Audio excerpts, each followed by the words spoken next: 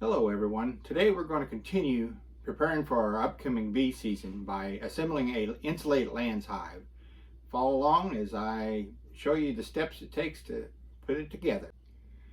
The plans for this insulated Layens hive can be found on hive.com. We're going to start by assembling this framework. Each piece in the plans are lettered. The two pieces we have here are H and G, and we lay H down on the table and slide G into the slots on each of the pieces. The next piece we have is part B, which is the inside bottom. We need to glue and staple it to the frame that we built earlier. Get some glue on here.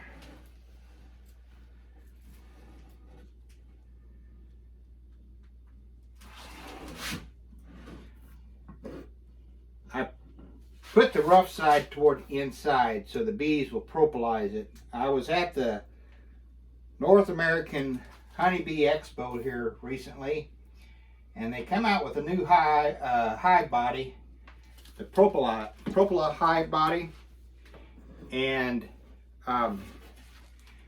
it's been proven that the propolis in the hive is very important to the bees' health and well-being. So we try to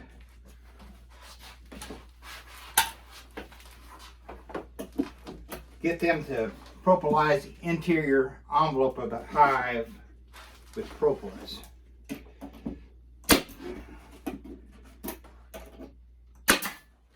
I'm going to staple these corners, and then I'll come back and I'll staple the rest one, and I'll bring you back then. Now that that's completed, the plan calls for us to flip this over, and we put insulation in this void, in this area right here. It calls for sheep's wool. I don't have any sheep's wool, so I'm just going to use regular bat insulation that you would use in your home. Okay, this is the batting insulation that I use. It's just some pieces that I had left over from a project.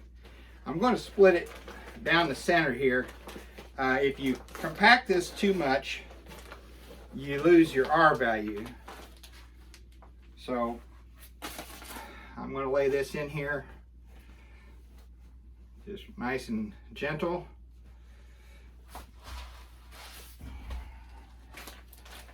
Need another section of it here. This stuff tears pretty easy, so you can kind of fill in the spots. I'm wearing nitrile gloves just to keep the fiberglass off my hands.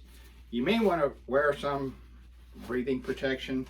The dust gets kind of bad from this stuff too. And as I said, you don't want to pack it in too tight. It takes away the R value.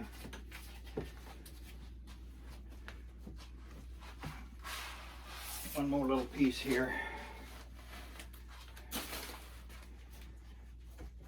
So now that we got that filled and it's pretty evenly distributed, we'll put glue around this, and we'll put our next piece on.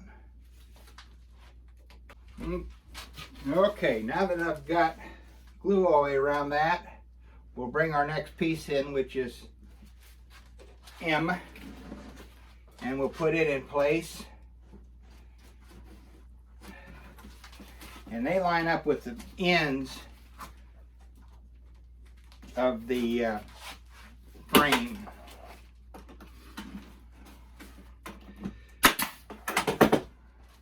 Make sure we get it square on here.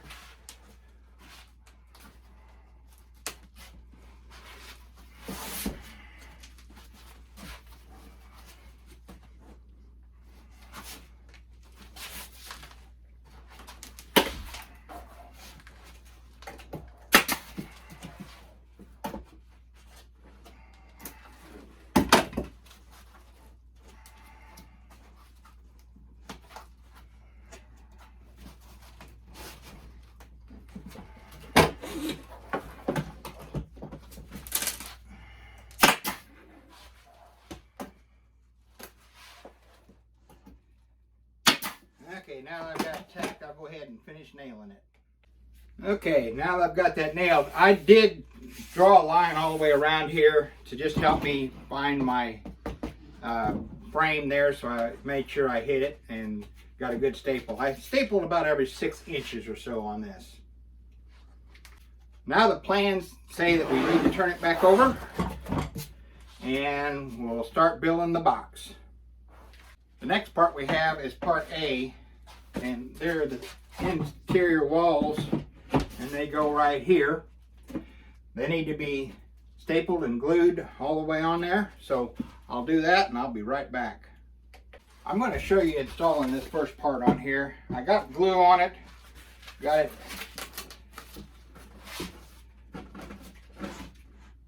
lined up, and all it is just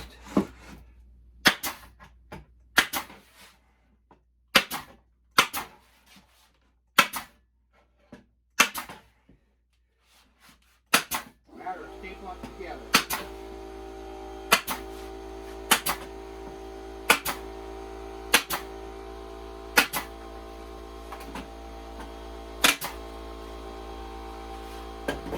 I'll be back after I get the other one on. Now it's time for the next step. It's fixing part C here on the ends. Before I do that, I want to mention I'm using Titebond 3 glue to glue this together, and I'm using 7/8 crown staples. They're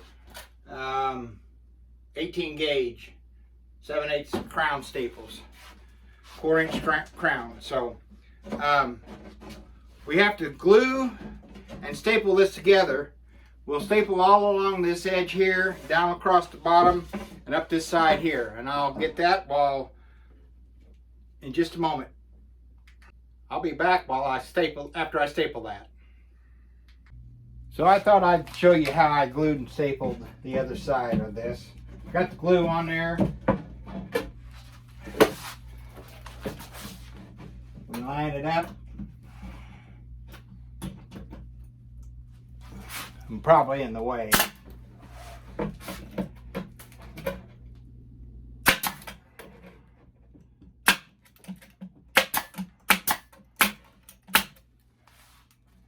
then we make sure we line it up along this edge.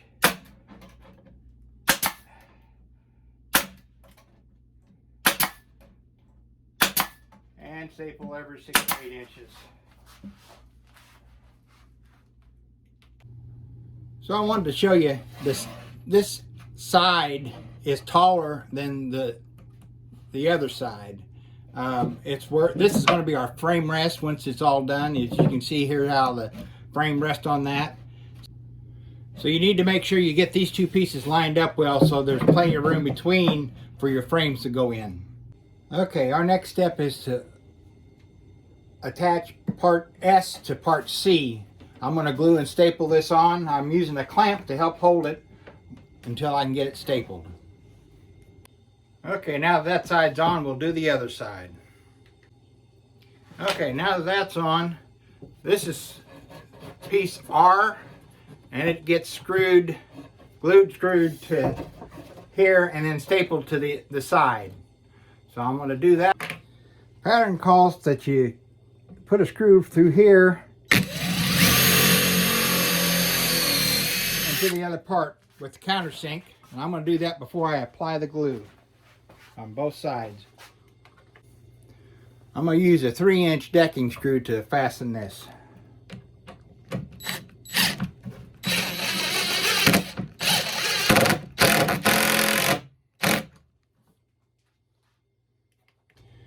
Okay, well, I messed up. I forgot to put glue on that, so I had to take it off, and I'm going to put glue on it, and we'll try it one more time.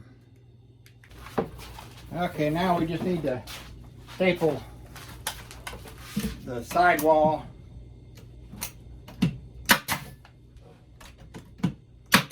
to this rail.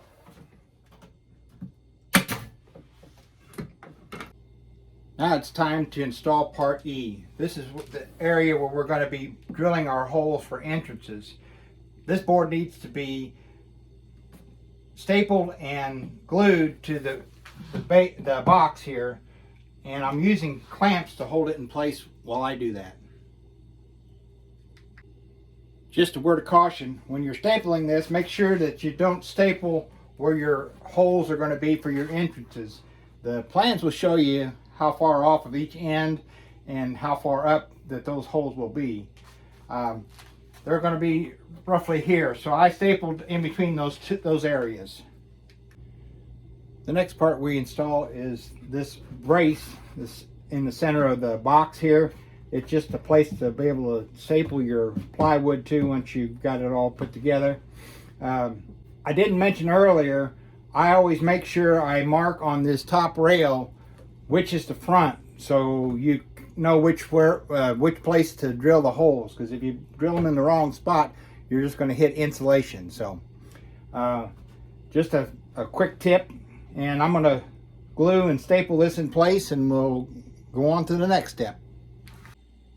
As you can see, I added the brace on the back side just like I did on the front. I glued and stapled it into the center of the box.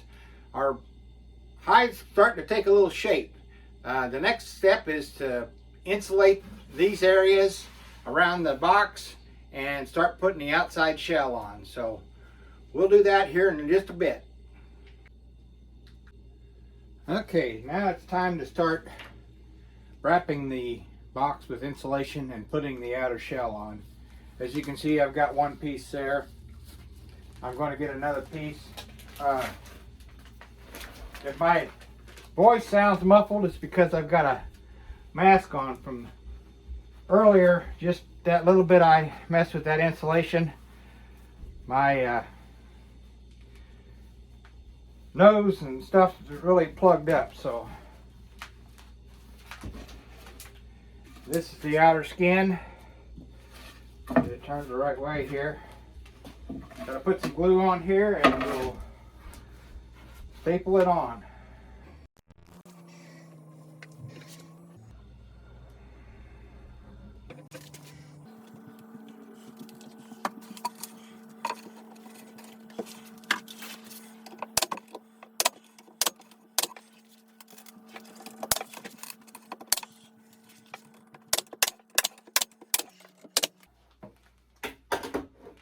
That's all there is to it. I'm going to work on the other end, and then we'll do the longer sides. Well, now that I've got both of the short sides done, I've stuffed the long side with insulation, and it's time to put part K, which is the long side, on, glue it down, and staple it. I'm going to put some glue on it, and then we'll staple it down. Okay, this is a look at what it looks like on the other side. This is the front side where the entrances are going to be after it's insulated. Now all I have to do is put glue on it and staple the outer skin. Okay, there you have it. The box is completely assembled. And I'm going to grab a frame over here. And as I was saying earlier, that's your frame rest.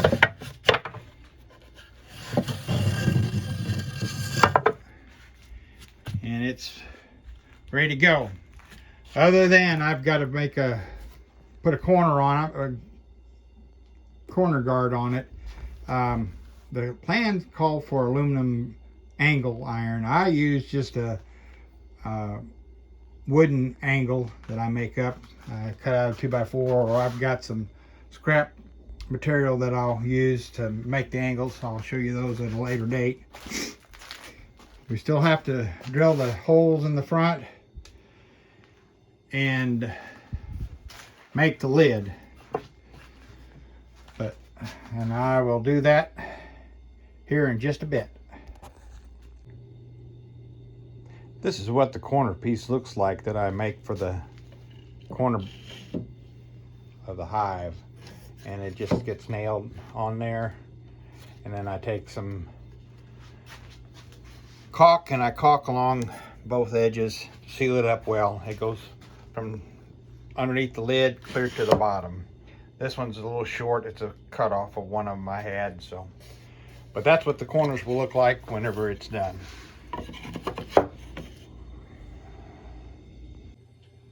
Okay, now we're ready to drill the entrance holes. I'm going to use a Forstner bit. It calls for an 1.5 inch bit. I've got an 1.5 inch Forstner. You can use a hole saw similar to that, or you can find a paddle bit for the right size. The plans call for the hole to be to center, 5 1/4 from the edge and 3 inches up from the bottom. And then you drill it on a bit of an angle, so any of the water will not go into the hive. It'll drain out. So I'm going to go ahead and drill this hole. Okay, well, I've got all the holes drilled, all 3 of them. You can kind of see there's the angle there, center one, and the other end. All that's left to do, well, not all that's left to do, but what's next up on the list of things to do is build the lid, and that's coming up next. Okay, it's time to build the lid. The lid's made up of basically 6 parts. There's 4 parts for the frame. There's 2 pieces of plywood for the top. And then there are 3/4 by 3/4 strips to go around the inside to make a lip that holds it up off of the top of the hive itself. I'm going to go ahead. We have to glue and screw this frame together. I'll get that done and then we'll be back. Okay, I've got everything ready to assemble the frame here. I'm going to put some glue on this surface and this surface.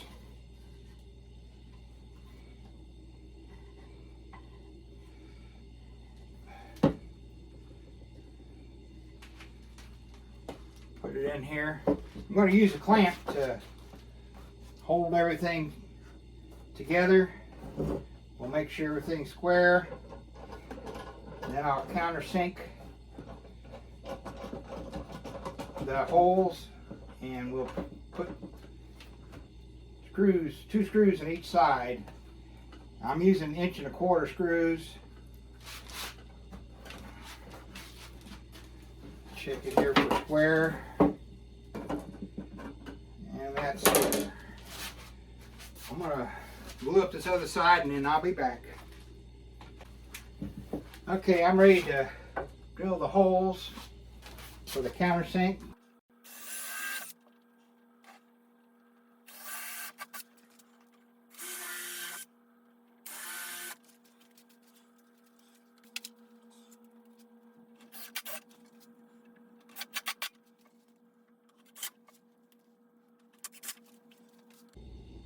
Okay, now I've got the frame glued and screwed together.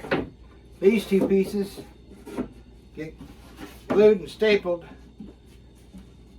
to the top of the frame like this, and that's your lid. I'm going to put some glue on here and get her stapled together. Okay, I've got that nailed on, or stapled on, and it's ready to go. A lot of you will say, well, there's a crack right down through there, and that's true. The plans called for using aluminum flashing to cover the top of the lid. I just use sheets of corrugated tin like you see on old barns and stuff to put on there. I set a brick on top of it, and I cut it big enough so it's a couple inches all the way around, hanging over the edge of the top, so it sheds the water off of the hive to help keep the water off of your box. So the next step is to add the pieces of 3/4 by 3/4 on the inside, and let me get that together and I'll show you how that's done. Okay, for this video I'm just going to add 1 strip. I've got a plan of using styrofoam insulation. I've got a piece here. It's a 2-inch piece, and it'll go in here, and then this will sit basically almost right on top of that. You can't see that, but I don't have enough insulation to do it at this time, so I'm just going to put this one on temporarily, but I'll show you how it goes on. There's a couple of spacer blocks here that they recommend that you use to put these on with.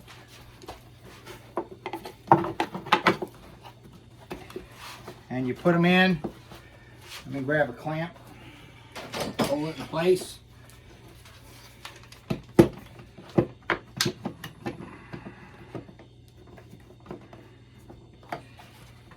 And you screw and countersink it, which you've seen that done before, so I don't need to show you that again. So, and it leaves this lip, so it whenever it sets on top of your hive, it's a waterproof seal. The water can't get in underneath the lid, and it holds it up. The plans call for ventilation holes on the short sides. I've got my other lids are like that. I'm not going to do that this year with these. I can always drill them later, but don't think it's necessary, especially if I'm going to insulate it. The insulation covers most of that hole when it goes in like that. So, and then the other pieces will go along this edge. So, as I said, I'm not going to put that on right now because I don't have the insulation to do the insulation in there. And I want to insulate my lids going forward. I've got one of them, you might have noticed on the Algoa hive, the blue insulation inside the lid whenever I do my videos. I've tried different things. I've tried the pillows and without insulation. They seem to do well without insulation, but I think it'll do even better with the insulated lid. So that's what my plans are going forward. Well, there's a hive built, basically. I've still got to make the corner guards, as I said earlier. I've got to put these entrance discs over each one of the entrances here. I've got to finish up the inside of the lid, insulating and putting the rest of the 3/4 by 3/4 strips around the inside to hold it. But as you can see, it sets down on there. And then I've got to paint it. I got a spray painter. I've got a bunch of equipment and stuff that I need to paint this spring. I'm going to get it all built, so whenever I get a couple of warm days, I'm going to take it outside and give it all a good coat of exterior house paint. I've got some that I bought at one of the big box stores on a discount. It was returned. It was the wrong color. So I hope you enjoyed this video. And if you did, I hope you give it a like. And if you haven't already, go ahead and hit that subscribe button so you get notifications of my future videos. And don't forget to hit that bell in addition to that subscribe button. And until we see you out the bee yard next time, happy beekeeping and thanks for watching.